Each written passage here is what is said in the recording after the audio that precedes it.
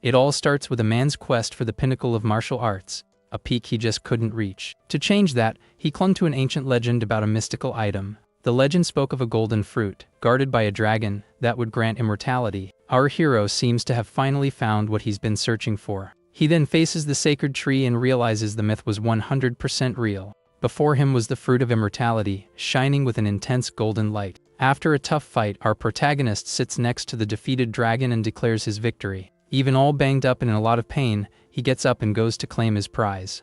Grabbing the fruit, he believes this will allow him to continue his quest for the top of the martial arts world. Without wasting a second, the guy takes a huge bite of the golden fruit to become immortal. We find out his name was Jilfazel Dragon, the strongest man in the world. Fast forwarding decades, we see a beautiful garden in front of a massive castle. Inside the castle, a family is gathered around an old man on his deathbed. Among them is Gilliam, the eldest son of the El Dragon family, watching his father. He is Gilfaz and he says his time has simply come. Gilliam says the mansion has grown lonely, and old Gilfaz holds his son's hand. Our hero finds the young man's words sentimental and thinks the legend was a fake. Despite that, he feels blessed to have a wife and children, and he caresses his grandson. With a faint smile, he addresses his beloved children one last time. Gilfaz says he's lived long enough and has no regrets. But on the inside, he thinks that's a huge lie and of course, he has regrets. In his final moments, he holds his son's hand and wishes he'd had more time. In agony, he screams in his mind, wishing he'd had much more time to live, because he still wanted to reach the pinnacle of martial arts, reaching out his hand in desperation. And so, with his son crying, Jilfazel Dragon finally closes his eyes for good. However, it seems that wasn't how it was meant to be, and out of nowhere, a baby opens his eyes, confused. He wonders if he was sleeping and why his body suddenly feels so light. Looking at his hands, the baby then questions why they look so tiny. With wide eyes, he panics as he realizes those are his hands. In shock, he understands he's become a baby and tries to calm down to figure out the situation. He's irritated that something like this happened to him, a master of martial arts, without him even noticing. Lying in the crib, our hero knows this isn't normal and wonders who did this to him, until he remembers something and starts connecting the dots of this whole situation. He recalls the dragon he fought and the mystical fruit he ate in the past. And just like that, our boy understands the fruit's effect wasn't immortality, but reincarnation. With a smile, he realizes this is a huge stroke of luck for achieving his goal.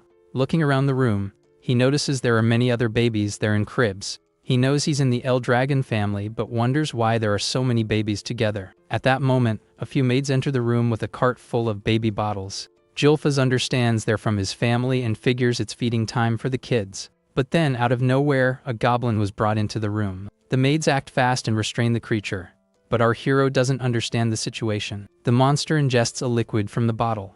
The creature then explodes and a substance splatters everywhere, getting all over our protagonist's face and crib. Startled, he hears the women talking about diluting it and giving it to the babies to drink.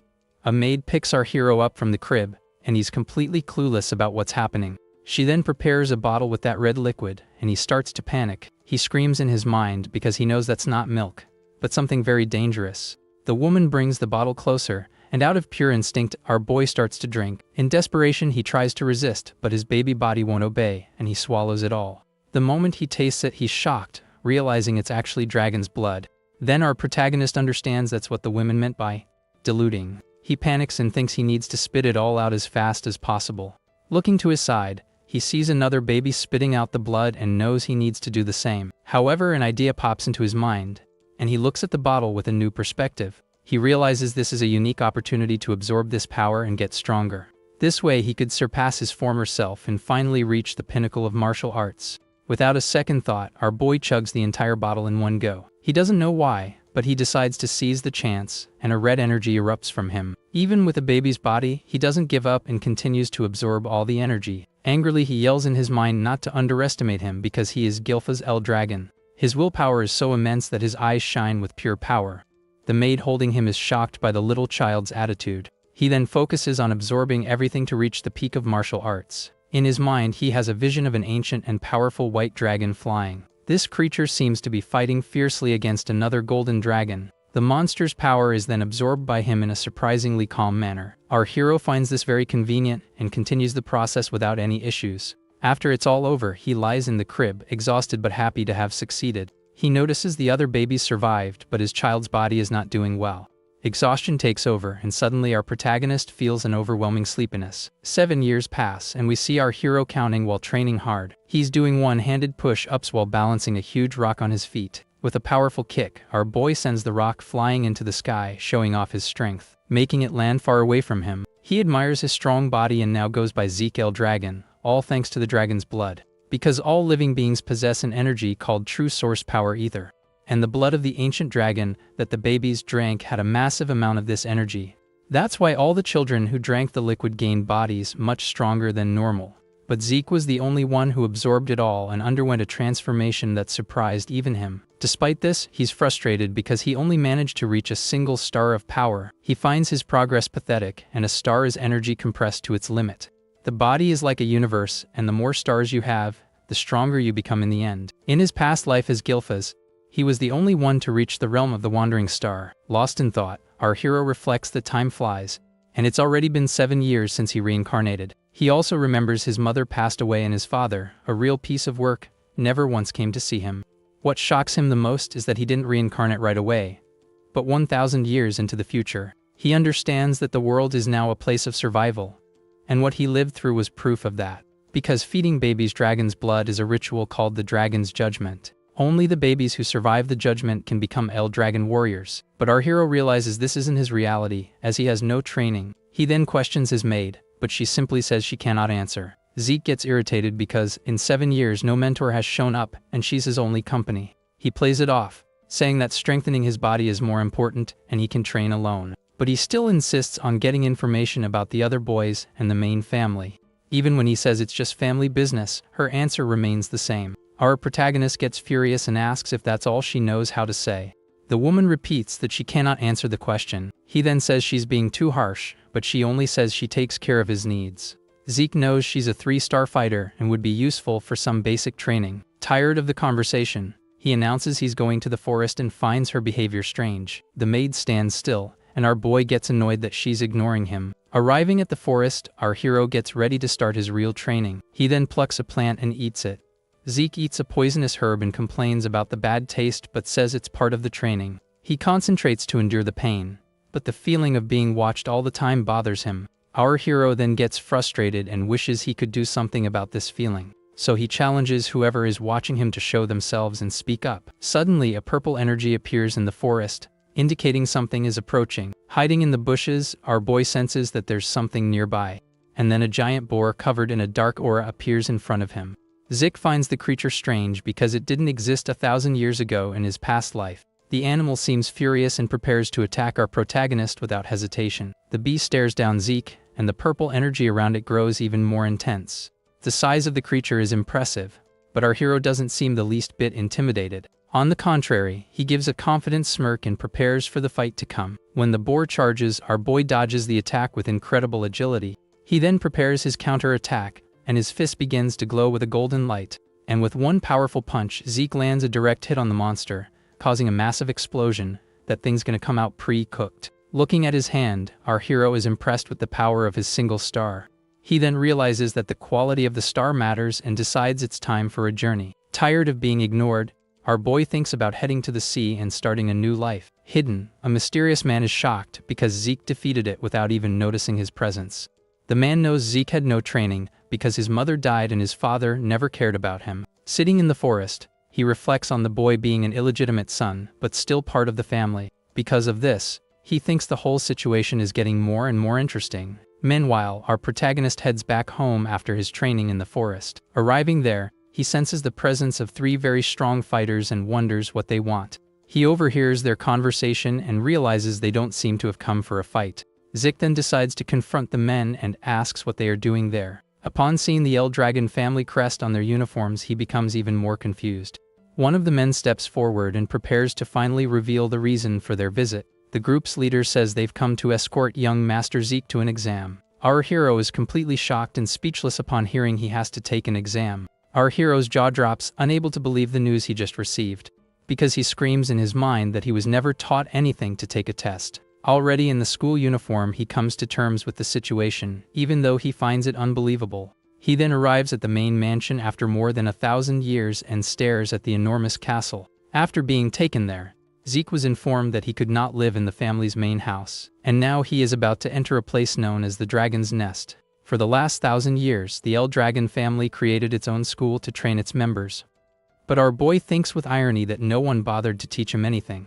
Even so, since the test was mandatory, they came to get him from way out on the frontier. Zeke despairs as it seems he's always getting into one problem after another. With nothing to do, he just accepts his fate and prepares for what's to come. Sitting on the floor, he waits for the exam to start, completely dejected and alone, until a blue-haired boy named Langus approaches and asks if he's okay. Zeke is surprised, and the boy introduces himself, saying he looked like he was in trouble. Our hero then looks at Langus with an expression of curiosity and surprise. Zeke sizes up the boy, and despite looking shy, he has a certain courage for talking to him. Langus then pokes our hero, who apologizes for staring at the boy. With a smile, our protagonist introduces himself as Zeke and thanks him for his concern. He plays it off, saying he was just a little lost about what they would do in the exam. The blue-haired boy gets a bit flustered but says the test content never changes. Zeke then reveals he knows nothing about the exam, and Langus is completely shocked. Suddenly, a voice calls Langus a weakling, and they both look back to see who it is. The two boys are surprised by the sudden arrival of the unknown boy. A boy named Retin tells Langus to go home before he ends up getting hurt. Langus stammers that he's there for the exam, but Retin doesn't seem to believe him. The boy scoffs, saying he doesn't stand a chance because his father is an Ejiryu. Hearing the insult, our hero clenches his fist tightly, showing his irritation.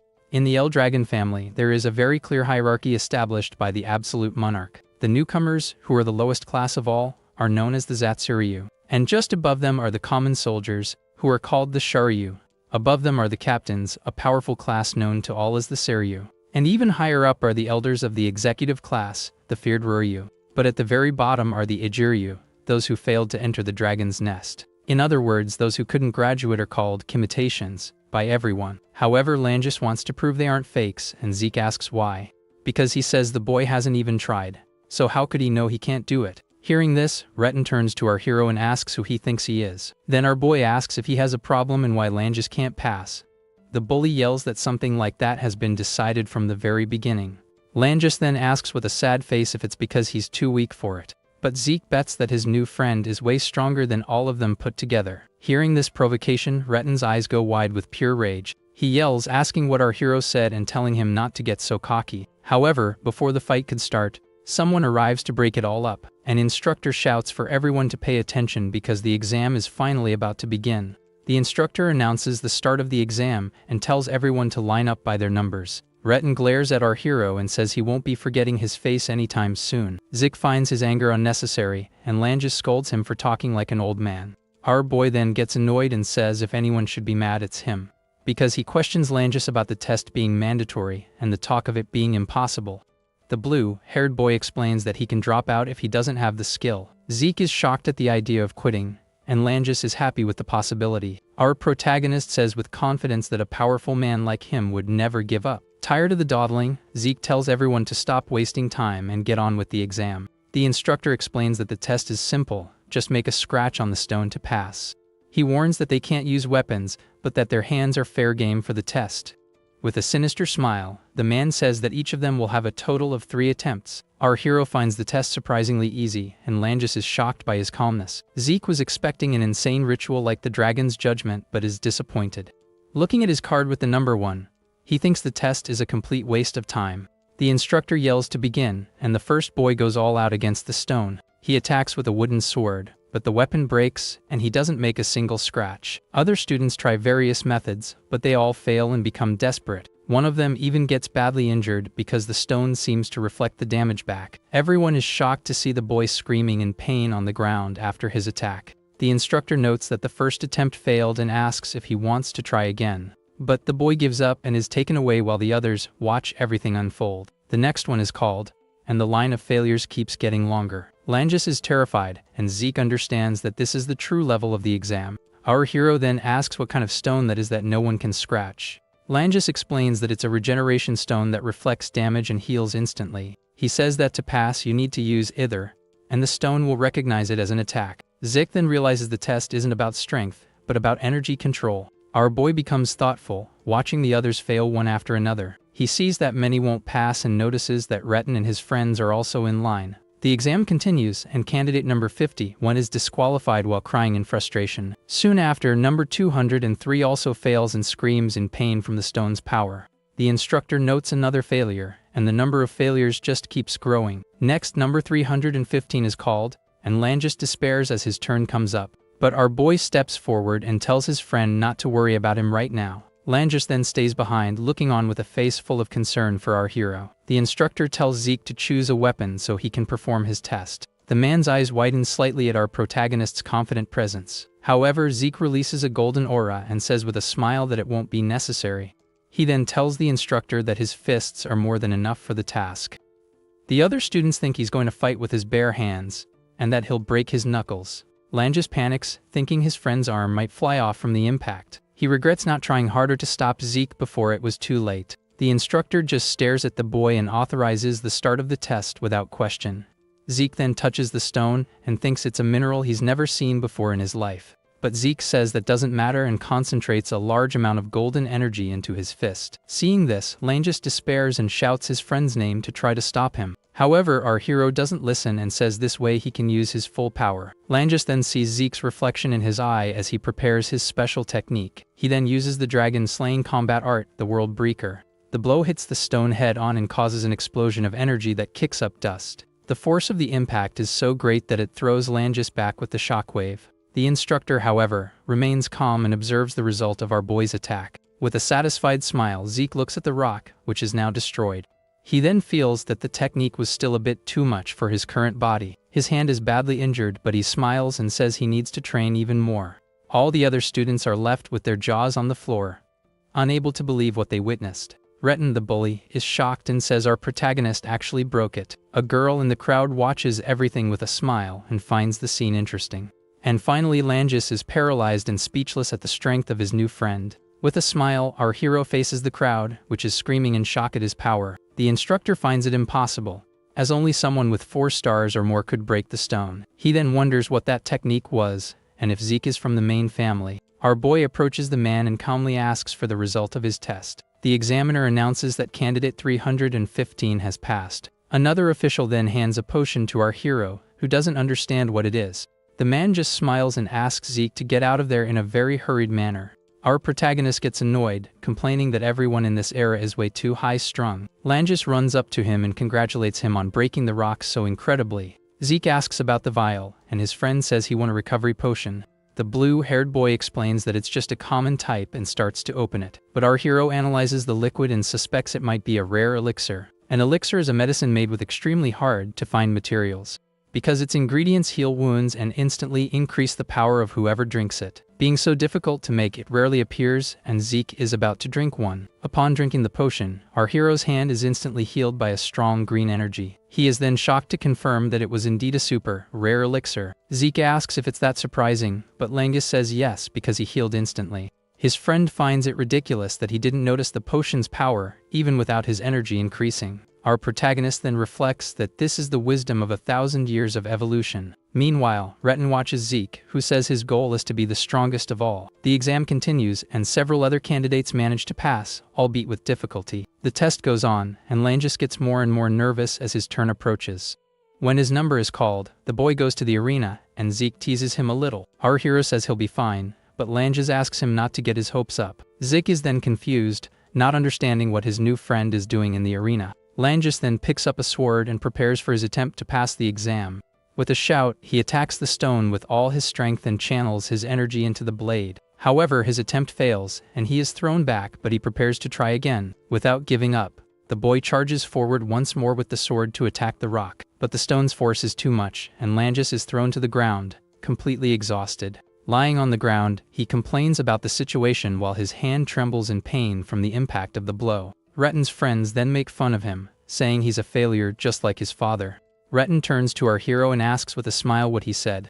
Zeke looks at him and remembers saying that Langus was stronger than all of them there. The bully then calls our boy ridiculous and says the scene is completely laughable. With a look of despair, Langus hears that he has only one more attempt. Seeing his friend without hope, our protagonist approaches to give some advice. He then asks why Langus is using a sword instead of a spear in the test. The boy doesn't understand, and Zeke says that the way he is, he won't succeed with the sword. Retin overhears the conversation and scoffs.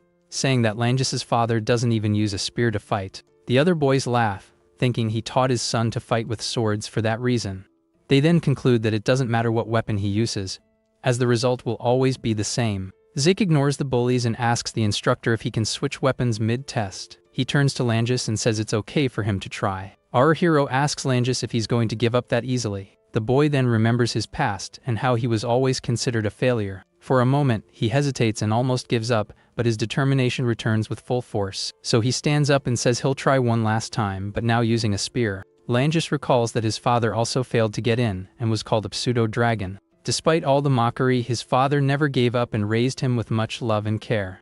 He remembers his father supporting him even when everyone else turned their backs. So, with the spear in hand, he swears he will prove his worth to everyone there. He knows that using the sword won't work and decides to trust Zeke to pass. But the blue-haired boy has no idea how to properly use a spear, so our protagonist points to the stone and tells him to just attack straight ahead. Zeke instructs him not to think about anything else, and just advance with the weapon in a straight line. The narration explains that such a simple attack would never be enough for the stone. However, our hero believes that you never know the outcome without at least trying. Thus Langis trusts Zeke in himself and prepares for his final attack. With the spear in his hands, Langis feels a strange energy flowing through his entire body. He then shouts and charges forward with all his might to attack the regeneration stone. Seeing the scene, Retin and his friends start to laugh, thinking it won't do any good. However, Langis feels as if the spear had always been a part of his body. The tip of the weapon then collides with the rock, releasing an intense blue glow. And to everyone's surprise, the blow goes straight through the stone, destroying it completely. Retin and his friends are left with their jaws dropped, unable to believe what they just saw. Even the instructors are shocked because he not only scratched but pierced the stone. Our hero congratulates Langis, who is still in shock and doesn't understand what happened. The instructor then notes on his clipboard that the boy has passed the exam. He announces that candidate 414 has passed, and Langis is speechless. Our boy puts an arm around him and says with a smile that he expected as much. It finally sinks in and Langis celebrates by hugging Zeke with great joy. Meanwhile, Retin and his friends say it was all just luck and refuse to believe it. And finally, the instructor shouts loudly that the exam has finally come to an end. The instructor shouts loudly to everyone that the entrance ceremony will now begin. Our hero asks if that was the only test, and Langis says there might be another. Zeke then questions what they will do there, and his friend says it won't be a big deal. At that moment, some important men begin to walk towards the stage. Langis explains that the leaders of the L-Dragon family will give a speech to the newcomers. Among them is a man with white and red hair with a not-so-friendly face. The blue-haired boy is shocked and reveals that he is the feared patriarch of the family. But Zeke doesn't care, complaining about the guy's funeral-like expression, and his friend tells him to shut it. Our protagonist tells Langis to calm down and not make such a scene about it. Even so, our hero analyzes all the leaders with a very serious and attentive gaze. He realizes that there are several 7- and 6-star warriors there, an incredible force. However, his attention turns completely to that grim-looking man. We discover that his name is Balza El Dragon, a powerful 8-star warrior. Our boy is shocked because 1,000 years ago, there weren't 12 fighters of that level. Langis then whispers that he doesn't like him, and our hero stares at the man, thinking of his father. An instructor announces that Lord Balza will give a speech, and a dark aura explodes from him. Shrouded in energy, he tells them to strive to become the flesh of the family. The Patriarch then glares at the newcomers with a look full of hatred and resentment. Our protagonist withstands the pressure, but the energy bothers him quite a bit. The other students, however, can't handle the pressure and start to feel sick, unable to breathe. Our hero then looks to his side and sees that his friend Langis is also suffering from it. He then realizes that all the other children are being crushed by the man's pressure. Feeling the tremendous hatred coming from him, our hero decides he doesn't like the guy one bit. And after just one sentence, the Patriarch simply turns and leaves the place. Suddenly, a blonde man starts clapping in a very lively and boisterous way. He shouts that everyone is very grateful for Lord Balza's encouraging words. He says that Balza has high expectations and therefore won't say any more, and Zeke doesn't understand. The blonde man then shouts for the young ones to do their best. And our boy still doesn't know who he is. An officer complains about his attitude, but the blonde tells him to back off or he'll go bald from the stress. Meanwhile, Retin watches everything from a distance with a very serious and thoughtful expression. After the ceremony, our hero and Langis sit side by side, waiting for instructions. An instructor then shouts that they will now announce the dormitory assignments. Our boy asks if they aren't going to the same place, and Langis explains that they are not, because the school has a total of 4 dormitories to divide all the students. Number 315 is called, and Zeke says goodbye to his friend to go to his dorm. Arriving there, he stares at the enormous mansion of the East Dormitory where he will be staying. Walking through the corridors, he thinks about how much everything has changed in over 1,000 years. After getting a little lost, our hero finally finds his room. With his hand on the doorknob, he prepares to meet his new roommate. Zeke opens the door with a smile and apologizes for being late. However, he is shocked to see the person who was already sitting inside the room. It was none other than his friend Langis, who also looks at him quite surprised. Our protagonist smiles and says it seems they keep running into each other. Langis also smiles and says he's happy because he was feeling pretty lonely. The two then relax, and Zeke says that training starts the very next day. Langis then says the instructor talked about the training, but Zeke didn't hear. Our boy admits with a smile that he didn't hear a thing, and his friend scolds him. The blue-haired boy then tells him to go to sleep because training starts tomorrow. Looking out the window, our hero thinks about what he's going to do from now on, because he wanted to run away, but the entrance exam ended up piquing his curiosity, especially because of the strange stones and the elixir he won as a prize.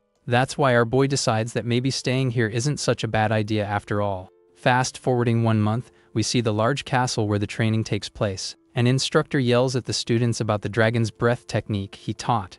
He demands that everyone use it perfectly as we see Langis struggling in training. A man with an eye patch watches the progress of all the new students from afar. He notes that some have already mastered the technique, especially a girl named Leica. The instructor is impressed because her power is already almost at the star level. But his attention turns to Zeke, who is training with enormous stones without effort. He doesn't understand the scene because Zeke never had a master to teach him how to fight. Thoughtfully, he remembers his old breathing method, the Golden King's breath, and he understands that the dragon's breath technique is an improved version of his. This technique is used to draw energy from the air and increase the user's power. However, our hero finds it useless because it can only be used while standing still. Unlike his, which could be used while moving but was very difficult to master. He realizes they simplified the technique for everyone and gets excited about the changes. Back to training, our boy takes a look at the girl Leica, who is trying very hard. After everything, they go to the cafeteria and Zeke devours plate after plate of food. But he notices that his friend Langis seems very down and barely touches his food. With his mouth full, he encourages him to eat to have more strength for training. Langis is amazed by his energy, but Zeke says that they are the weak ones. So our hero offers him his food, but the blue-haired boy refuses on the spot. Zeke looks around and notices that, despite everything, some students are quite strong. At that moment, Leica approaches their table and compliments our protagonist. Our boy asks who she is, and Langis chokes on his drink in surprise. Langis freaks out and whispers that she is Leica, the chief's daughter and one of the heirs. He despairs because someone like her shouldn't be talking to them. But Zeke doesn't care. Our hero then calmly reveals that he is also the chief's son, albeit illegitimate. Leica overhears the conversation and asks if he is really the leader's bastard son. She then introduces herself as one of the heirs and questions his strength. Our boy just ignores her and says he's strong because he's him, and tells her to eat. With a smile, the girl says she found him very interesting and makes a proposal.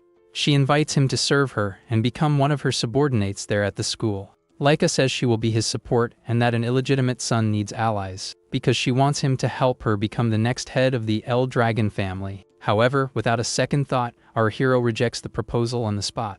Leica is shocked by the refusal and can't understand the reason for it. With a serious look, she assumes that he is also aiming for the position of head. Our boy analyzes her and notes that she is already close to the 2-star level, but he says he has no interest in that, leaving the girl completely shocked. Angered by the refusal, Leica slams her sword on the table with great force. Her weapon ends up breaking the wooden table, but our hero doesn't even flinch. He then reveals that he will serve no one and releases a great golden aura, because he declares himself the strongest of all, and his eye glows with power. The girl is shocked as she feels the pressure of our protagonist's energy.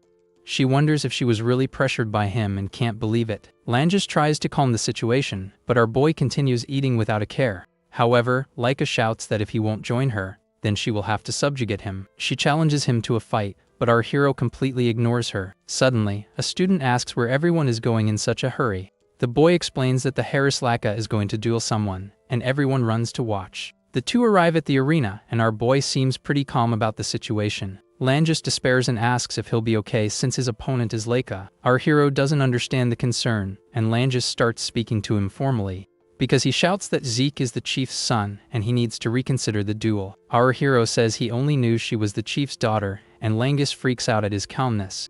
The blue-haired boy despairs, but Zeke doesn't understand the reason for so much drama. Despite this, our boy thinks that not knowing anything just makes everything more fun. He says he's very excited for the upcoming fight. Langus shouts and asks why he accepted the duel, but Zeke says he doesn't back down from a fight. Besides, our protagonist points out that the girl already seems ready to fight. With her sword in hand, Leica releases her aura and asks if the conversation is finally over. She then glares at the two and asks if they're done with their little chat. Our hero turns to Langus and confirms that they are ready for the duel. His friend then backs away and asks our boy to be very careful in the fight. Then Zeke asks Leica why she insists so much on fighting him. The girl replies that she will become the head, and to do that, she will put him under her command. Our protagonist is confused and asks what that has to do with him. Leica taunts him for not knowing his own family and talks about the first generation. She then reveals that there are 5 heirs competing for the position of head, including the 2 of them. Leica explains that the other heirs are from the 4 great families of the Eldragon clan. She says she needs more strength to fight against her older siblings for the position. So, as a candidate for leader, she needs to strengthen her power base now. Then the girl stomps hard on the ground, which cracks from the impact of her foot, and with a leap, she lunges at our hero and swears she will defeat him there. Her blow hits the ground with full force, but our boy had already moved from the spot. He dodges the attack with incredible agility and without any effort.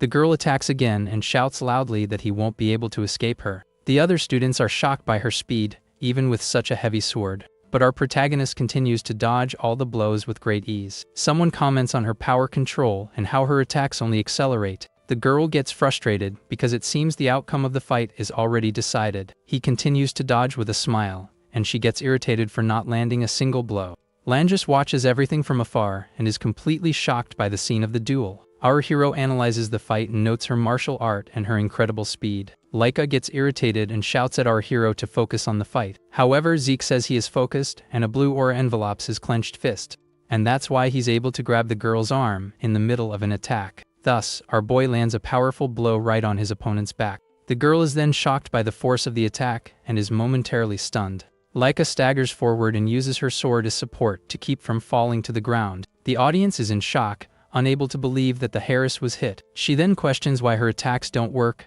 and he compliments her speed. But our protagonist says that in the end, she is still a 1-star warrior.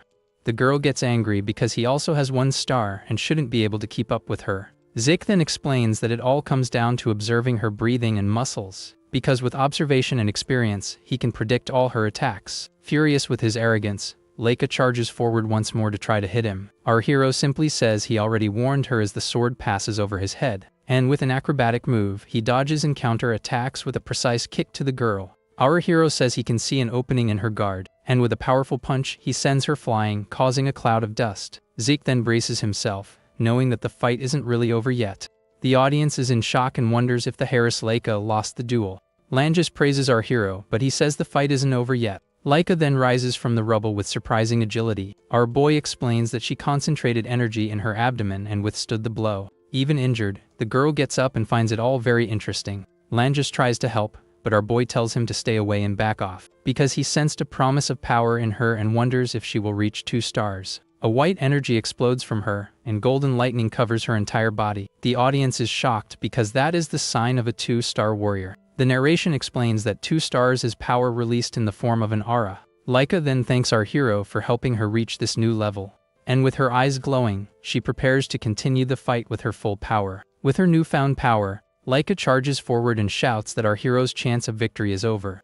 But Zeke just smiles and compliments the girl's incredible speed with her new strength. He dodges the blow by a hair's breadth and finds the whole situation quite surprising. However, upon touching his face, he notices a small cut and realizes what happened, because he was sure he dodged. But Leica asks what he thought of the attack. Our boy then calmly looks at her and says that this is her true ability. Now with the power of 2 stars, the girl prepares to fight seriously. And with a determined look, she says she will show her true sword technique. Our protagonist is curious to see a martial art he has never known before. With an excited smile, he finds it all magnificent and prepares for what's to come. She then unleashes her thunderstorm swordsmanship with an intense glow. The lightning flash attack heads towards him, and our boy is quite surprised. because he shouts that controlling lightning is a completely absurd skill to witness. Seeing his reaction, Leica realizes that our protagonist is enjoying the fight, and with a powerful attack, she shatters the ground using her power grid restoration.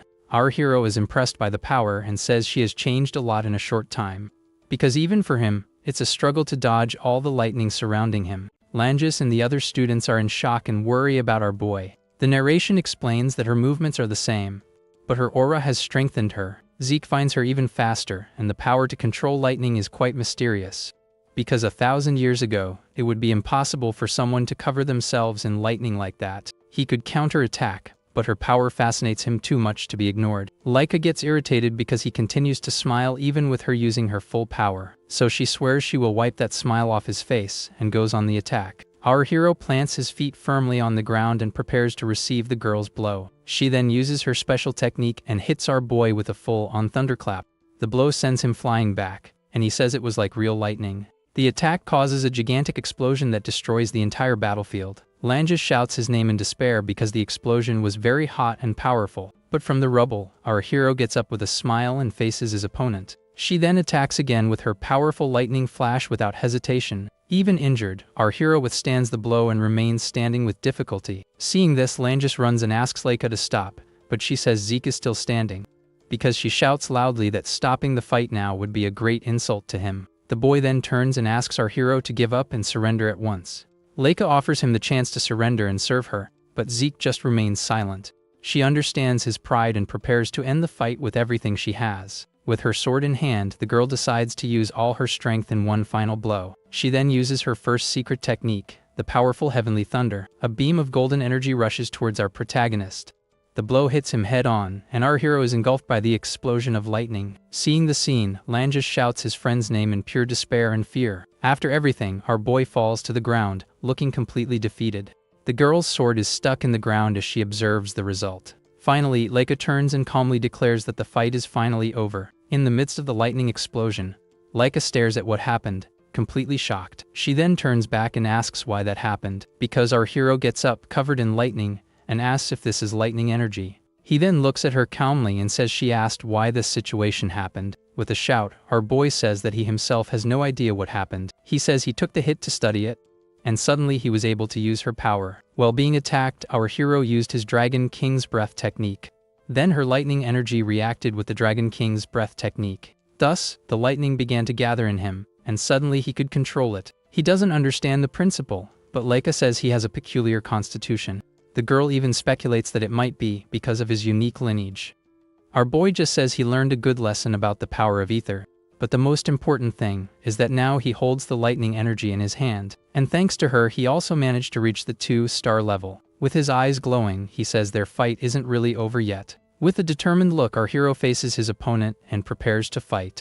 He then says with a smile that their fight isn't really over yet. A yellow energy explodes and Leica attacks, but the blow passes right through him. Our protagonist feels the lightning energy flowing through his entire body, because the power stimulates his muscles and nerves, making him even faster. With his body covered in lightning, he says he needs to get used to it a bit. Langis can barely keep up with the fight and wonders if it's just him. Now the girl's blows no longer hit, and our hero dodges with ease. Leica gets irritated and asks if he's mocking her with that, but our boy says no and that he sees her as a real threat. And with a powerful attack, he lands a punch right in the middle of her sword. The girl is thrown back, but our hero continues to advance towards her. After stretching a bit, he says he's going to create a new special technique. Leica is confused, and our boy says it will be a special form of attack.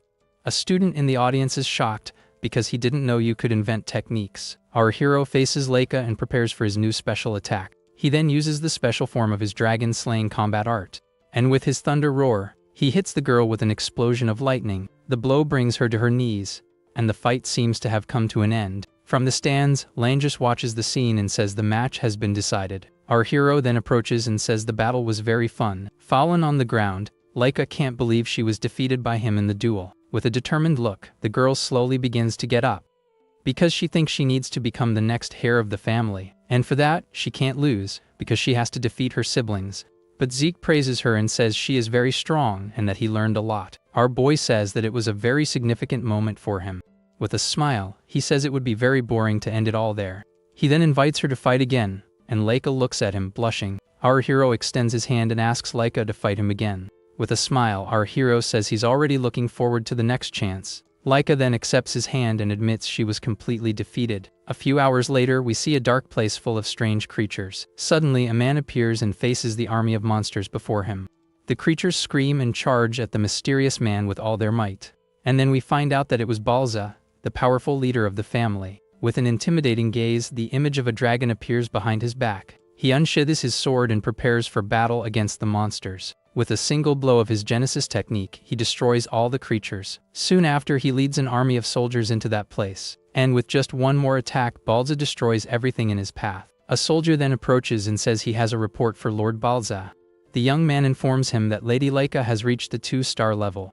Balza hears the news but doesn't seem to care much about his daughter's achievement. The soldier insists and says she could reach 5 stars, but Balza ignores him. Balza says talent is irrelevant and tells the soldier to go away with his nonsense. However, the officer continues and reveals that Lady Laika was actually defeated. Hearing this, Balza turns and asks if she fought against the older students. But the soldier says no and that Lord Zeke, a boy of the same age, defeated her.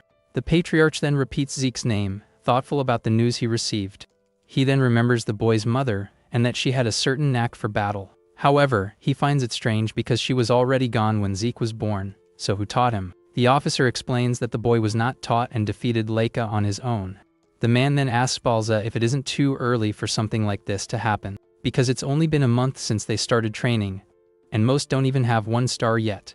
But Balza doesn't care and says that only the strong survive on the battlefield, and with a dark look, he declares that the weak have no right to be an L-Dragon. He then tells the officer to summon a woman named Frigga back there. The soldier asks about Frigga, and Balza says he found the boy interesting. Finally, he decides to entrust her with the task of overseeing the next judgment. Balza stares into space and repeats Zeke's name, thinking all of this will be very fun. The next day, we see the newcomers training hard in the courtyard of the enormous school. Among them is Langis, who throws punches into the air with all his strength and determination. But our hero trains in a different way, lifting huge stones and weights. The narration explains about the dragon combat art and easy breathing method. Langis then approaches and asks why he isn't training the combat art. Zeke says he has already learned everything, and Langis is shocked because they just taught it. Our boy then reveals that his friend's path of power is completely wrong. He then throws the heavy stones to the ground with a very loud noise to demonstrate. Our hero asks Langis to turn around and the boy obeys without question. With a touch, a golden energy flows, and Zeke shows the correct path of energy. Zeke says that's the right way, and Langis thanks him very much for the help. Langis is impressed, but Zeke gets annoyed and asks if he doubted his power. The boy apologizes and says his father was the only one who taught him to fight. That's why he thought the training would be boring for Zeke, who has already defeated the powerful Laika. But our hero says no and that the dragon combat art impressed him a lot, because his old technique was very complex, and his children didn't like to use it. The dragon annihilation art had various forms and an overwhelming and difficult power, and its final form was what he used to defeat the powerful divine dragon. With a smile, he says he's looking forward to it, and that's why he's only training his body like before. Zeke then says that the speed of learning varies from person to person. Seeing the chance, Langis calls our hero, who turns to hear what he wants. The boy then asks with great emotion for Zeke to train him as he just did. Our protagonist is a bit surprised by the request, but Langis continues. With a shout, he says he wants to get stronger, and Zeke agrees without any problem. Langis is shocked, and our hero says he seems worth teaching. Zeke then says he doesn't lie, and Langis is overjoyed with the chance he's been given. Suddenly, a girl approaches and also asks to be trained by him. Langis is shocked to see Laika, who glares at him and asks if there's a problem. She explains that he defeated her and used lightning better than she did, and that's why she admires him. Laika complains that our hero ruined her reputation, but he seems to be thinking, because she says she wants to get stronger to defeat her siblings and even our boy. Our protagonist then becomes thoughtful and analyzes the girl's request.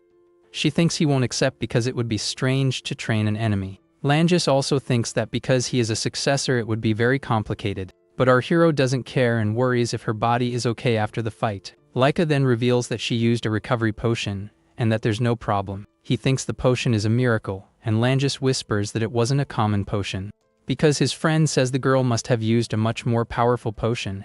She then gets annoyed and says that without the potion, she would have been bedridden for a month. The girl then asks if he will really train her and about his time. With a smile, our hero says he would never refuse a young person with ambition. The two are startled and remember that he is also young and the same age. Zeke then asks if she's sure, since he was the one who defeated her in the fight. But the girl says it doesn't matter, and she will do whatever it takes to become the strongest. Zeke then asks why she is so obsessed with becoming the head of the family.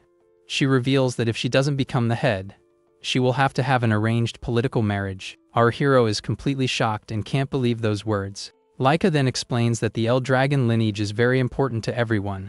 Langis is frightened and says that just thinking about it all makes him feel quite sick. Our boy then becomes enraged and swears he will destroy all these customs. Suddenly, an instructor shouts for everyone to pay attention because someone has arrived. The trio is startled and thinks it was a terrible time for an interruption. A red-haired woman then approaches and stops right in front of them.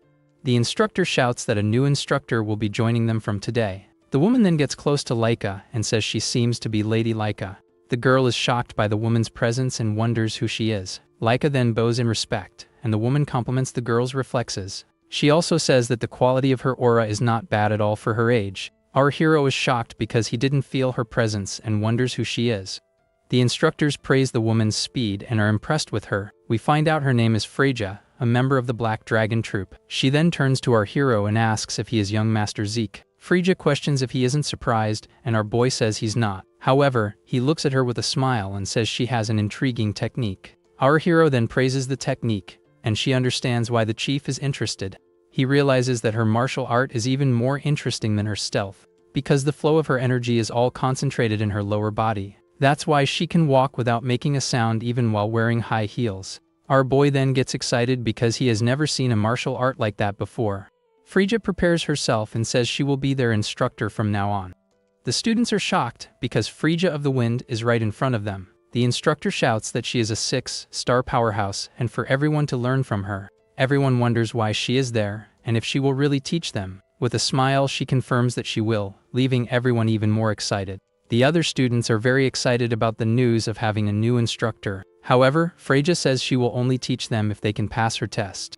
All the boys are then shocked because they weren't expecting a test out of nowhere. With a smile, she explains that they just have to survive a month on Poison Dragon Mountain. Langis panics, but our hero finds the name of that place quite nostalgic. The narration then explains that the mountain is a region full of poisonous creatures, because even a simple touch of a plant can be fatal for an ordinary person. Our boy remembers training there, but thinks it's too early for the children. Freja warns that if the crystal breaks or is lost, they fail instantly.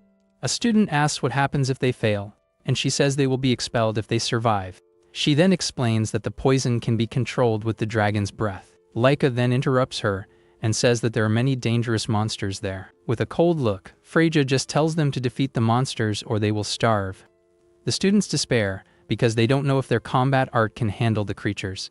But the woman says they have 5 days to train and choose a weapon for the test. With a smile, she says that if they know how to fight, survival will be easy. But if they don't master the weapon in 5 days, she's not responsible for what comes next. A boy then asks if she will help if things get dangerous there. She laughs and says that El Dragon is a place where only the strong survive in the end. All the students are terrified by the new instructor's harsh words. Our hero then reflects that this place is very different from what he knew. Freja then tells everyone to stop dawdling and go get the weapon manuals. The students gather around the table to choose which weapon they will use. Langis panics, but Zeke advises him to choose the spear he used in the exam. Meanwhile, Laika thinks about which weapon would be best for her at the moment. Seeing her doubt, our hero approaches and says she should choose the sword. The girl doesn't understand, but he says it will compensate for what she lacks. With a smile, our protagonist convinces her, and she accepts his advice. Freja then asks if everyone has gotten their manuals to start training. And with a cold look, she says they must train or they will die in a very simple way. All the students are terrified by the news of the new test. However, Freja reveals that the upperclassmen will also try to steal their crystals. Langis is shocked because the 10th year students will also participate in the judgment. Their mission is simply to steal the newcomers' crystals on the mountain. She then says goodbye and wishes them all good luck on the survival test. Langis panics because now they will have monsters and upperclassmen attacking them. Laika explains that they have at least 2 stars, and even she can't handle several of them. Our hero then suggests that they form small groups of 2 or 3 people. His friends agree and ask our boy what he intends to do. With a smile, he says he's going to enjoy the whole situation completely alone. They think it's crazy, but Laika thinks that maybe our protagonist can actually do it. Our hero then invites them to eat before they start the heavy training. And so 5 days pass, and the day of judgment finally arrives for everyone. Already on the mountain, Laika and Langes seem very nervous about what's to come. Hidden in the forest, the upperclassmen also prepare for the hunt. Frigga then announces with a smile that the judgment will finally begin. Langes and Laika prepare for the exam and seem very tense about the situation. The boy then wonders if it's okay for him to team up with Lady Laika, because he is just a commoner, and she is an important noble of the Eldragon family. Suddenly, his friends Celine and Raymond appear to talk to him. The girl Celine says she is also a commoner and can't believe she'll be on a team. Raymond also seems very happy and excited about the chance to fight alongside them. Laika then says it doesn't matter if they are nobles or commoners because she recognizes strength.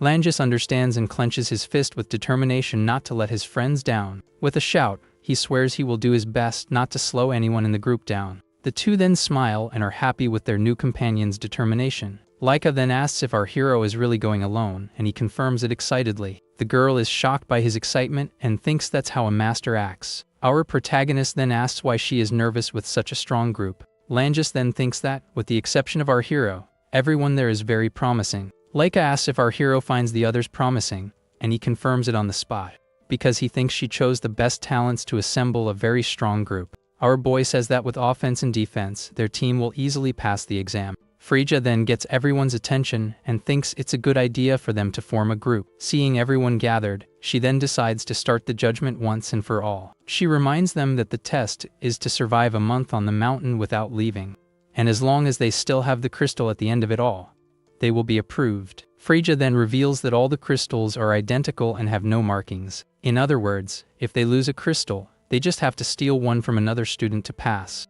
And after they settle in, the upperclassmen will enter the mountain to hunt everyone. One of the upperclassmen then scoffs at the newcomers and says the task will be very easy. The boys are scared by the confidence and strength of the older students. With a shout, Frigga says the test summary is over, and it's time to start. She then announces the start of the exam, and all the students run into the forest. Laika shouts for our hero to survive, and he finds her concern rather cruel. Laika's group then joins the others, and everyone runs excitedly into the forest. Frigga then says goodbye to our hero and tells him to be careful in the test. She reminds him that he's going too, and the boy says he got a little carried away. The woman asks if he isn't nervous, and our protagonist says he's not. He then says goodbye and heads into the forest, leaving Frigga behind, lost in thought. Watching from a distance, she wonders if they will all be okay. An instructor asks what she meant and if the test isn't too much for them, because they've barely learned the basics and few of them have a single star. He then wonders how many of them will actually survive it all. But Frigga says the monsters are weak and that they are in groups. The man then agrees and says she is right about the whole situation. With a smile, she thinks that she'll release that thing later anyway. The instructor doesn't understand, and Frigga plays it off, saying she didn't say anything important. She then tells the upperclassmen to go into the forest to start the hunt. Alone, she wonders how many of them will truly survive the test. Already in the forest, a group of upperclassmen finds our hero completely alone. One of them scoffs at the situation and wonders if the boy is stupid for being there. With a malicious smile, a girl prepares to shoot an arrow at him. The arrow flies straight towards him, but our protagonist doesn't even move. He then catches the arrow with his hand and stops the attack without any effort. With an excited smile, our hero shouts that he was waiting for them. The upperclassmen are shocked by the scene and can't believe what they just saw. They panic upon realizing that our boy caught the arrow. Our protagonist then challenges them to play a little with him in the forest. Meanwhile, Laika encourages Langes and compliments him for training with Zeke before. The group decides to head back to base as it's getting late and dangerous. Night falls, and the forest becomes even darker and full of dangers. The group then encounters some poisonous frogs and prepares to fight. Arriving at the base, they notice strange movement and become alert. And to everyone's surprise, Retin was there, and Laika questions him on the spot. Suddenly Retin steps on a twig and accidentally reveals his presence. The others are startled by the noise, but Laika doesn't seem surprised by it. With a smile, Retin says they finally found him hiding there. Celine then recognizes him as an upperclassman and asks if he came to steal the crystal. The boy confirms it and says he didn't expect this to be Lady Laika's base. The girl then tells him to leave, because he can't beat them alone there. But Retin reveals that he never said he was alone, and 3 more upperclassmen appear. Laika's group finds themselves surrounded and now has to fight against 4 upperclassmen. Their leader then scoffs and says it will be difficult for her to fight with 3 dead weights. With his sword in hand, he prepares to attack the group of newcomers. And with a shout, he tells the girl to just let them win quietly. Laika then charges forward with her sword covered in lightning and attacks the upperclassmen. With her eyes glowing, she prepares to use all her power in the fight. The girl then shouts for everyone to hold on because she needs some time. And with a shout, she asks them to protect the crystal until she gets back. Langus then tries to hold off the upperclassman's attack with all his might, but the power difference is too great, and he is thrown far away by the blow. Desperate, he remembers a conversation he had with our hero before. The boy had asked how he could defeat a much stronger enemy. Our protagonist then answered for him to simply give up the fight, because without any stars, it would be impossible to defeat a 3 or 4-star enemy. But he said that against 1 or 2-star enemies, it wasn't impossible. And since the upperclassmen had at most 2 stars, there was still a chance. Our hero then says the way to win is to exploit an opening in their guard. The boy lights up with the hope of being able to win despite being weaker. Zeke explains that even without stars, he can turn the tables if he finds an opening.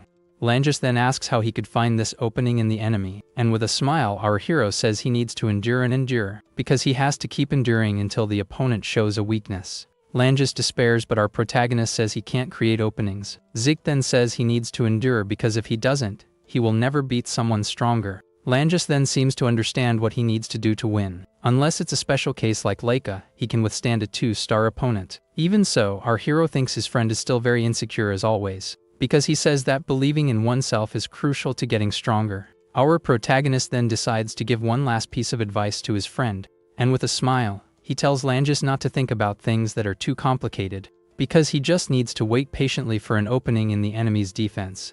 And as soon as the opening appears, he just needs to advance with his spear in a straight line. Our boy says that this is the path for him to defeat a superior opponent. Back to the fight, the upperclassman gets annoyed with the boy's stubbornness and charges to attack. Langus then remembers that he is weaker and therefore has to wait for a chance. With a determined look, he prepares to withstand the upperclassman's attacks. The boy then dodges a blow and prepares for the perfect counter-attack. With a leap, the upperclassman charges, but Langus was already ready to receive him. With a determined look, Langus prepares to use all his power. A blue energy explodes from him, and he finally finds the opening he needed. With a precise blow, he hits the upperclassman head-on and sends him flying. The boy then falls to the ground, unable to believe he was defeated by a newcomer.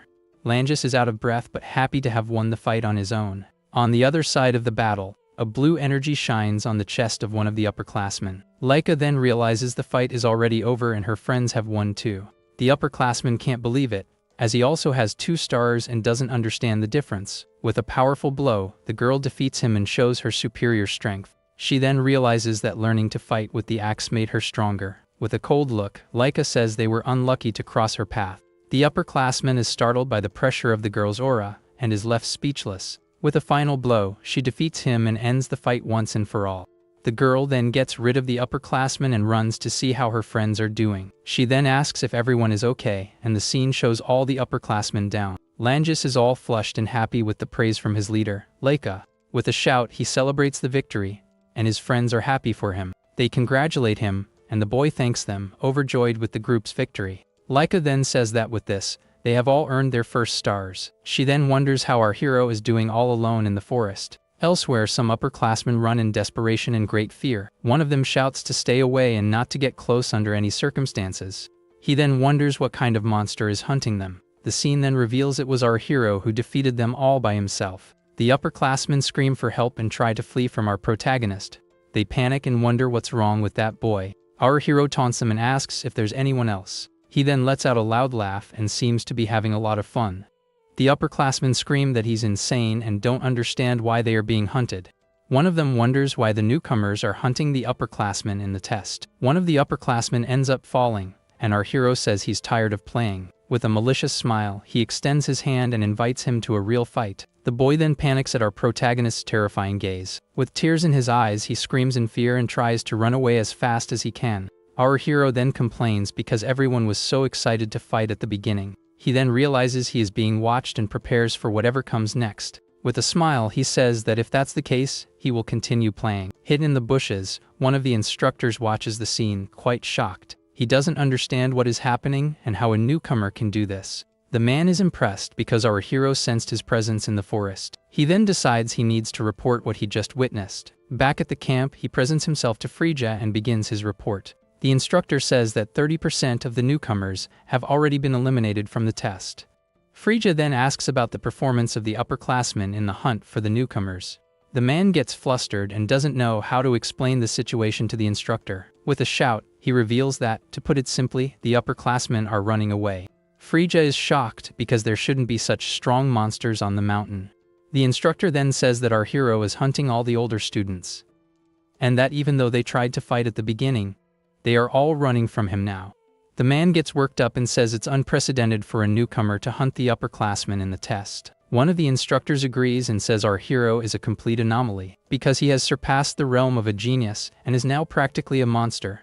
Frigga then thinks that from the beginning, he was never the prey but the hunter. She understands that our protagonist is truly a monster. Suddenly, a loud noise catches the attention of all the instructors. A strong man appears carrying a huge cage and asks where he should put it. The others despair and ask if she is going to release that thing on the mountain. With a smile, Frigga says it has been adjusted and only attacks those with 2 stars. Thus, the normal students will not suffer any damage during the test. The instructor asks why, and she reveals it was a direct order from the master. With a smile, Frigga says she will see what the boy can do against the creature. She then orders them to release the beast at dawn to test our protagonist. Suddenly, the ground shakes, and Langis wonders what that tremor was. Laika then thinks it could be another upperclassman or maybe a large monster. Langis suggests it might be a giant boar, but Laika finds it strange. The tremor gets stronger, and the group starts running for cover. They then realize it's not a tremor but something coming towards them. With a shout, Laika tells everyone to get away as a tree is falling. The group manages to dodge just in time and prepares for whatever it is. Celine is frightened, and Laika gets up to face the new threat. The boys also get ready and are shocked by what they see. And to everyone's surprise, a giant stone golem appears in front of them. Far away, our hero complains that no one is a match for him, and the instructors have disappeared. Suddenly, a large explosion catches our protagonist's attention. He senses a strange presence and comes face to face with a 3-star monster. Our hero then thinks that this creature didn't exist 1,000 years ago in his past. Sitting on a defeated monster, he thinks the instructors should have dealt with this, but he suspects that Frigga is ignoring the threat on purpose for some reason. However, our boy smiles because this is perfect for him to have a little fun. So, without wasting time, he runs towards the 3-star monster, very excited. Meanwhile, Celine shouts and charges with her sword to attack the giant stone golem. The girl's blow hits the monster head on but doesn't cause a single scratch on the creature. She is shocked by the golem's resistance, and her friend Raymond prepares to attack. The boy then charges with his shield and tries a different blow to injure the monster.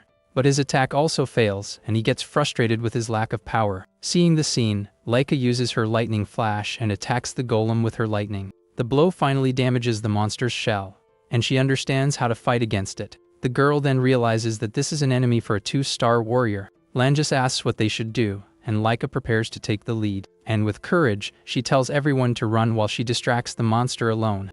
Laika says they will only get in the way because her blow barely scratched the monster. And even with her attack, the stone golem seems to have suffered no damage. The girl insists that they can't hurt the creature, but her friends disagree, because Raymond says that even so, they can provide support for her attacks.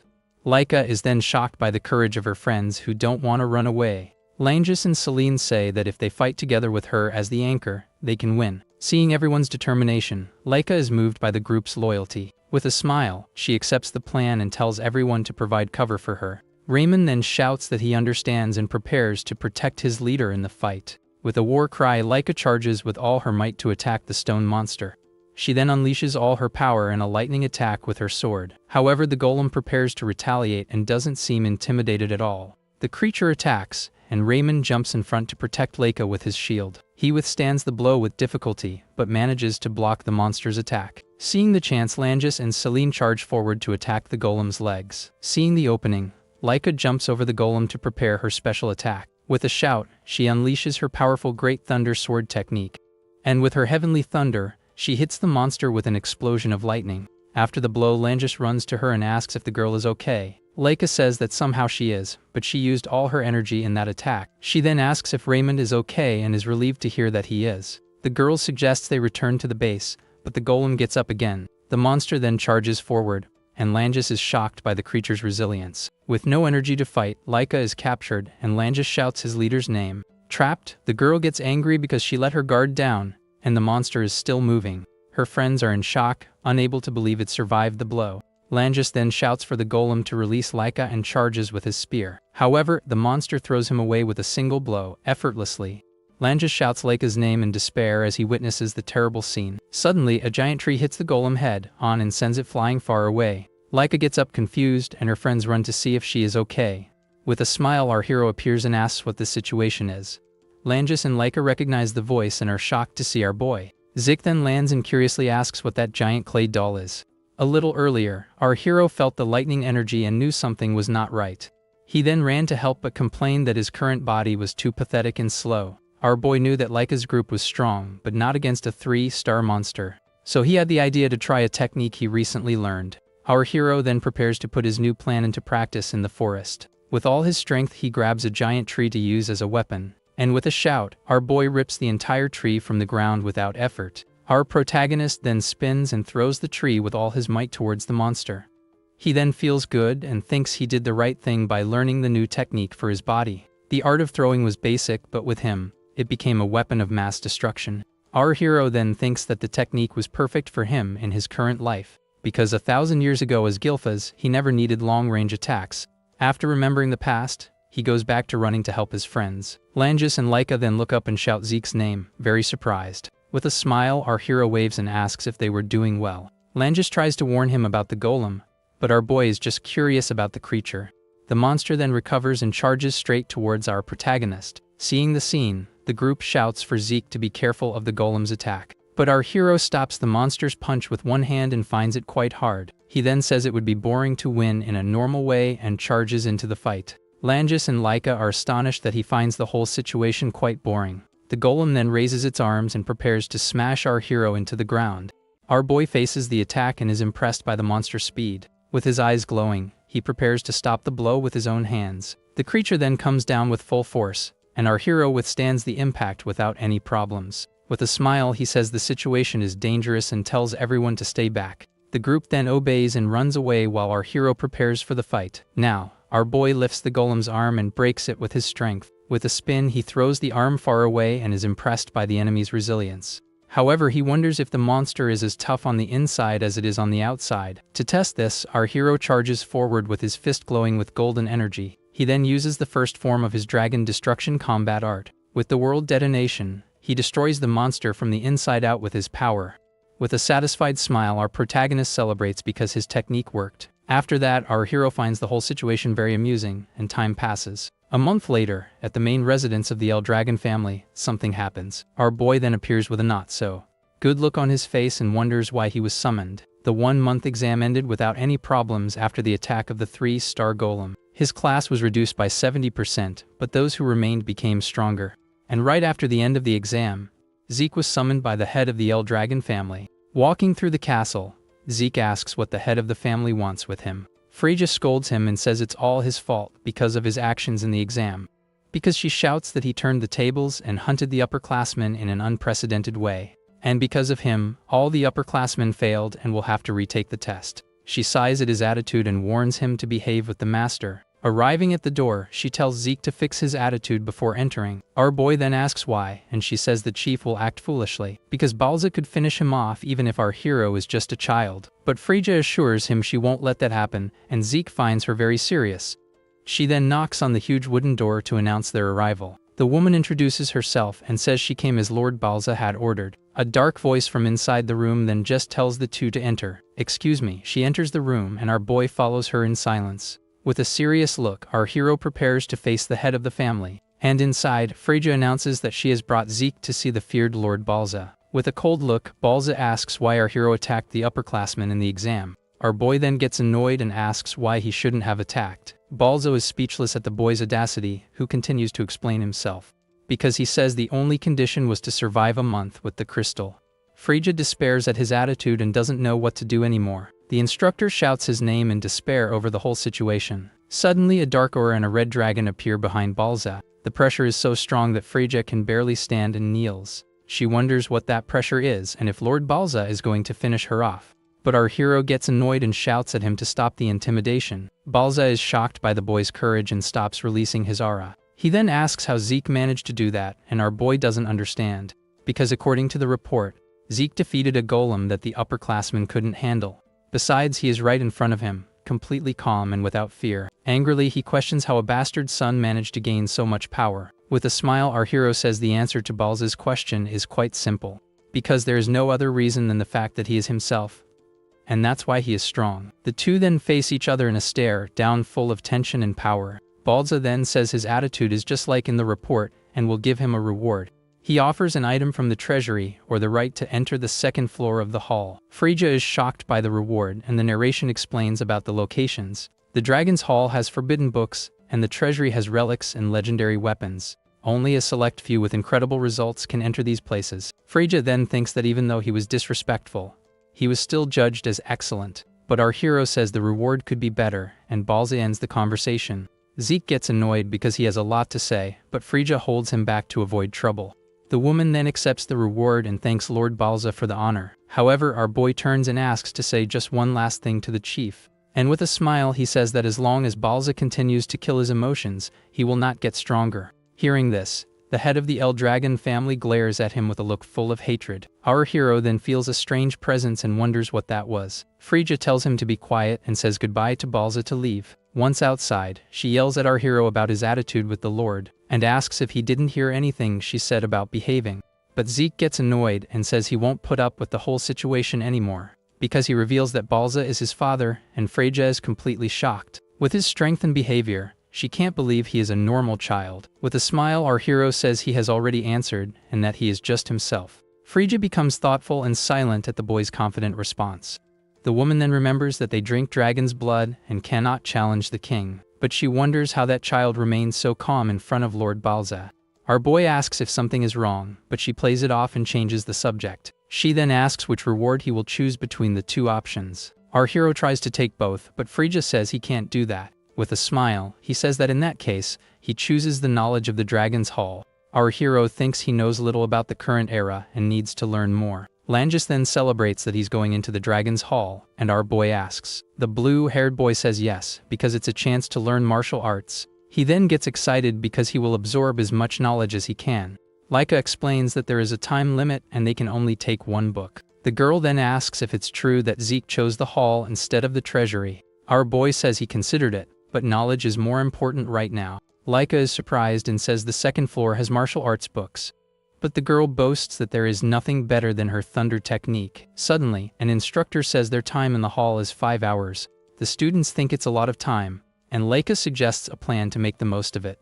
But our hero's goal is to find a martial arts book that suits him. He then realizes it will be a headache to find such a book in that place. Arriving at the Dragon's Hall, everyone is impressed by the size of the place. Our protagonist then stares at the hall and finds it even bigger than he imagined. With a smile, our hero prepares to see what the Dragon's Hall has to offer. He then walks through the corridors to get a good look at everything there. But upon starting to read the books, our boy is shocked by the information. He doesn't understand anything and reads about chaos rifts and even magic from another world. Our protagonist then shouts because there is so much he doesn't know. Lying on the floor, he thinks that 1,000 years is a very terrifying amount of time. Because in 1,000 years, the world connected with a completely different one. 900 years ago, a dimensional rift appeared, and the world of chaos emerged. This world was full of monsters called chaos, and they possessed a special power. The El Dragon family then fought alongside them to combat the creatures. As a result, the 4 strongest female warriors married and went to the other world. Our hero then remembers the boar from the forest and Laika's lightning aura. He then understands that both came from another world, and that's why they were different. But what shocks him the most is the existence of magic, a new art from the other world. With his eyes glowing, he gets annoyed because there is nothing about how to use magic. Suddenly, a mysterious voice tells our hero to be quiet in the annex. He wonders if that is magic because he doesn't feel any presence there. Besides the power ether, he can't feel any other type of energy. Our boy then sits down to analyze the situation and understand what is happening. And out of nowhere, several books begin to float around him, and he panics. With his eyes glowing, he realizes that the person is using ether threads to move things. Our hero shouts excitedly and asks the person to show him the technique up close. The mysterious voice falls silent, and our boy is tied up by energy threads. Suddenly, closing time arrives, and our hero is thrown out of the hall. He then crashes against the door and falls hard on the floor outside. Our protagonist gets up and is excited by the move he has never seen before. He then shouts for the person to show him again, and his friends are confused. Laika asks what he did, and our boy says he got a little carried away. He then asks if everyone found something they liked in the hall. Langes says yes and that he got a martial arts book called Cloud Water. Celine then reveals she got the Windflower book to use with her sword. And Raymond says he learned the arts of the Guardian's sword and shield. Our hero then smiles because all of those were martial arts that he created. He then asks what Leica got, and she says she didn't get any book. The girl reveals that she got the art of the heavy sword that the first chief created. Our boy then remembers that the 15th chief was also involved. He thinks there were many improved versions of the martial arts in the hall. That's why our hero thinks the 15th chief was very interesting. With a smile, he says he thought it would be boring, but now he is excited. Our protagonist then looks forward to seeing what will happen next. Then 5 years pass, and we see the enormous castle where they train. Leica, now 12 years old, walks through the corridors and wonders something. She asks where Zeke and the others are, and a student says they are in training. With a sigh, Leica thanks him for the information and seems a bit tired. She then goes to the training field and sees her friends in a formation. We see our hero, now 12 years old, with a more mature and confident look. In his office, Balza analyzes some documents and wonders about a special rift. A man asks if he is sure, and Balza confirms with a serious look. Commander Ayn says the chance of there being magic water in the rift is 80%. Balza then complains that the rift appeared in a very problematic place for them. The narration explains that whoever drinks the magic water becomes a powerful mage. This caused a revolution and a fight for control of the source of the magic water. Now the number of mages determines the military strength of a noble house. And the only way to obtain magic water without a source is by conquering a rift. Currently, the El Dragon family is at a disadvantage against other houses. The man then says that the location in the Dragon Forest is very problematic, because the vast forest extends through their territory and that of another house, the powerful and dangerous Cerberus family, which also claims the forest. The commander then reveals that the rift is in El Dragon territory, but there's a problem, because the special domain generated by the rift could extend into enemy territory. The commander then warns that the Cerberus family could invade at any moment. Therefore, they need to prepare for a fight for control of the special rift. Balza then decides they will move before the enemies notice anything. He orders all dragon nests to be informed that a selection exam will be held. Leica then observes the training and says our hero really pushes himself hard. Our protagonist then smiles confidently as he trains with his friends. The three attack at the same time with their sword, shield, and spear techniques. With his eyes glowing, our boy prepares to defend himself from the attacks. He then defends against all the blows with mastery and without any effort. With the spear at his neck, he compliments Langis's attack but says it was a mistake, because the boy is killing the spear's strengths with his excessive force. He also tells Celine that she is too focused and her balance is off. Raymond is doing well, but our hero says he needs to be more active. With a smile, our boy encourages everyone to attack again without giving up. Leica then watches the scene and finds it all completely insane to see. Our hero asks what she means, and Leica explains that it's crazy. But our boy says that it's also proper training for him. With a shout, he shows off his strong body and says he has become resilient without using power. Leica then complains that he continues to train while they are talking. His friends are shocked by his defensive power and find it all very mysterious. The girl says our hero is not human and that the upperclassmen call him a monster. Our protagonist then asks if she came to join the training, but Leica says she came to warn them that they will meet the other dragon nests. Langis panics because the day he feared so much has finally arrived for them. Celine asks if it's for the next test, but the girl doesn't know. Our hero then asks how she got this important information. With a smile, he teases her for not paying attention to the instructors. The girl then warns him to be careful, because there is someone dangerous in the West Wing, one of the other candidates for the next head of the El Dragon family besides them. With a smile, our hero says he finds that very interesting and is looking forward to it. A few days later, all the students gather in the school courtyard. The students talk among themselves, wondering why they were called there. Langis then thinks they have gathered all the students from all years. Suddenly, students from the other dragon nests begin to arrive at the location. Frigga then tells everyone to shut up and pay attention to what she is about to say. All the students fall silent and wait for the instructor's announcement. With a serious look, she says that in 3 days, they will fight against the other nests. Our hero smiles excitedly at the news, but his friends become very tense. The woman then repeats that in 3 days, they will fight against the other students. The upperclassmen are confused because this only happens in the graduation exam. Frigga then reveals that the winners will receive a special mission. Our boy gets excited at the idea of a mission that requires fighting for it. The woman explains that it will be a tournament with 7 representatives from each nest. One of the upperclassmen then asks if the 7 will be chosen from among the oldest. But Frasier reveals that they will be chosen from all years, and an upperclassman complains. He says that no one besides them can fight, because the others are too weak. Frasier then says goodbye and tells them to decide by the end of today. An upperclassman named Rick shouts that the participants will be decided among them. But Laika shouts that she has a complaint, and that the newcomers should also participate. Rick then scoffs at her and says she doesn't understand the situation correctly, because he says that her lineage doesn't matter in a battle of skill. The girl then releases her aura and asks what he was saying about skill. A golden energy explodes from her, and everyone is shocked by her 3-star power. The upperclassmen panic because she only had 2 stars until recently. Laika then says she agrees to choose based on skill and challenges the upperclassmen. The girl asks if there are 7 upperclassmen stronger than her, and Rick is left speechless. Suddenly our hero says the place is too noisy, and the upperclassman gets annoyed. With a cold look, our protagonist tells the boy to shut up right now. He then asks if the upperclassmen think they are just a bunch of weaklings.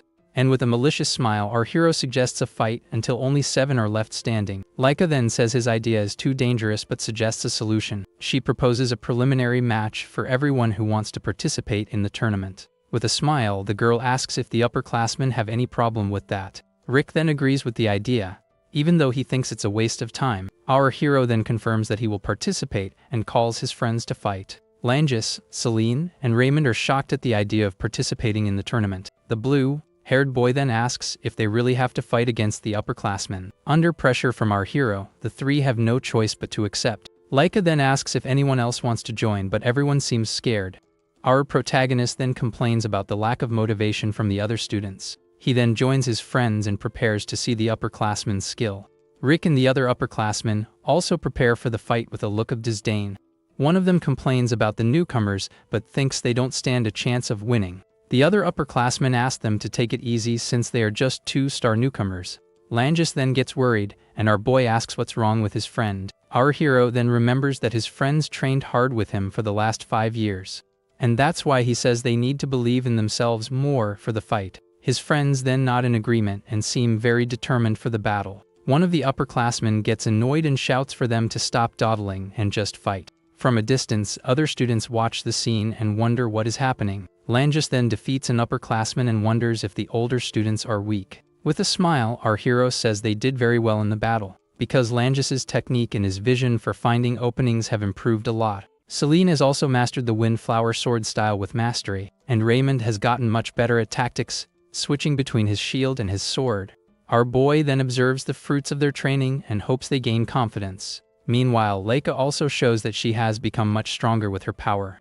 The other upperclassmen watch the scene and can't believe what they are witnessing, and with one blow, the girl defeats a female upperclassman and finishes her part of the fight. Rick then despairs and shouts that it's impossible for 3 stars to lose to 2 stars. Zeke looks at Rick and calls him naive for still spouting such nonsense, because he says that age and the number of stars don't matter in a fight. Our boy then explains that all of that is just a simple indicator of power. Rick gets furious and shouts that the number of stars is power, but Zeke doesn't understand.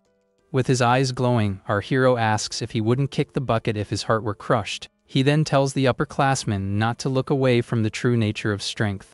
But Rick shouts that he won't go easy anymore and will fight with everything he has. Our protagonist gets tired of the conversation and calls him to the fight once and for all. With a smile, he says he really wants to see the upperclassmen's martial art and training. Rick then gets annoyed by the provocation and prepares to attack with great anger. The upperclassman charges with his great force fist technique and shouts at our hero. However, our boy dodges and lands a punch right on the upperclassman's face. The blow sends the boy flying, and our hero celebrates with a shout of victory. With a smile, he compliments him and says the upperclassman trained very well for the fight. Laika then observes and says he defeated him before he even saw his training. Meanwhile, in the West Annex training ground, several students are lying on the floor. A gray-haired boy holds a dagger and sighs at the scene of defeat. And we find out that he is Veneer, one of the candidates for the next head of the family. One of his men calls him, and the scene shows Veneer sitting on a defeated student. His confident Alan approaches and says the selection process is complete. Among those chosen is none other than Retin, now 12 years old. Veneer then notes that even though he is younger, Retin is already a 3-star warrior. With a smile, he says he likes capable people and makes a proposal to the boy. Retin then thanks him for the chance and is very happy with Veneer's recognition, because he believes that with Lord Veneer there is no way the West Annex can lose. He then thinks that if he gets good results in the upcoming special mission, Lord Veneer will become the next head of the El Dragon family for sure, and with that, he will become a direct subordinate of the family head himself. Suddenly, Alan interrupts him and says he has something to bring to Veneer's attention. Alan then whispers that Lady Leica will participate in the East Annex selection. Hearing this, Veneer gets annoyed and complains that that pest always gets in his way. But he gets up and says it doesn't matter how skilled she is because they will win. His group then gets ready, and he continues, saying they will win the special mission, because with his weapon in hand, he wants to show his older siblings his worth. And with a malicious smile, Veneer declares that the position of head of the family will be his.